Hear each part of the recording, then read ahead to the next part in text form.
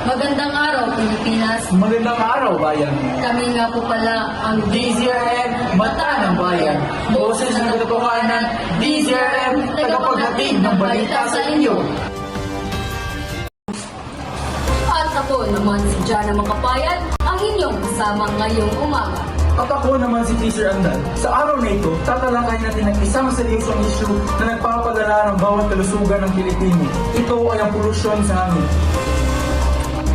Tama ka dyan, Tracer. Kasama natin ngayon ang tatlong reporters na mag-uulat mula sa iba't ibang lugar kung saan matindi ang problema ng maruming hangin. Simulan natin kay Reporter Lemenyo na nasa Metro Manila. Lemenyo, anong latest update mula sa NCR?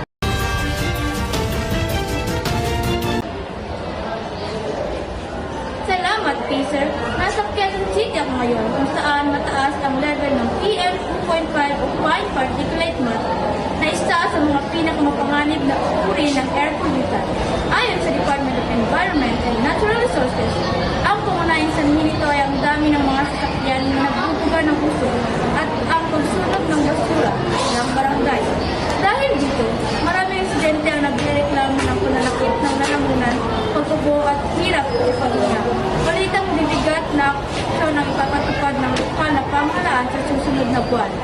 Upang masugpo ang problema ito mula sa Quezon City, ito si Angel Lemenyo nagbubulat para sa inyo. Salamat, Lemenyo. Samantala, narito naman si Reporter Ugalde na nasa Cebu City para sa mga akbang na ginagawa doon. Ugalde, anong update dyan sa Cebu? Maraming salamat, Jana.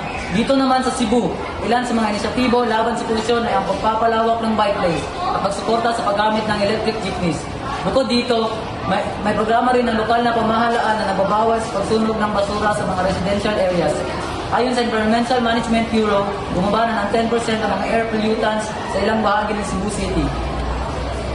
Dahil sa mga akbang na ito, ngunit nananawagan pa rin ang mga eksperto na kailangan pang palawakin ang mga programang ito upang lubos na makontrol ang polusyon. Mula Cebu City, ako si Joshua Ugalde, nag-uulat. Magandang balita yan, Ugalde. Ngayon naman, ipupunta tayo kay Reporter Maasi na nag-uulat mula sa Davao City tungkol sa awareness campaign na isinasagawa doon.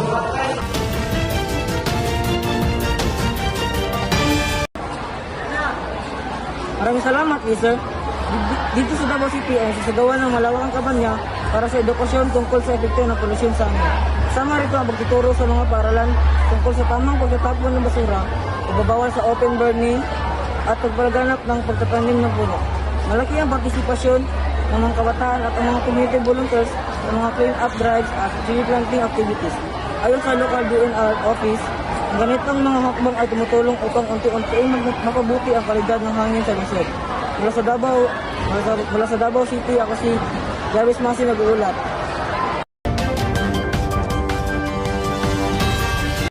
Maraming salamat sa mga ulat mo, Ugalde, Lemenyo at Maasi.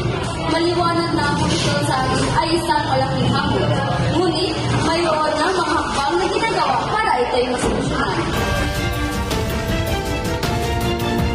Manatiling nakatutok sa aming programa. Magbabalik pa ang DZR Radyo Balita.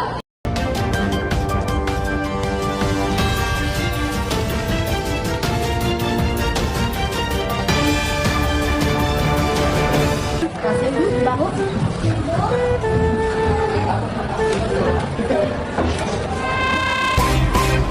Rexona, ang 2-in-1 Rexo ng bayan. Pangpabango ng kilikili, no preservative, hypoallergic, anti-baho. Tag 12 pesos lang. Bili na!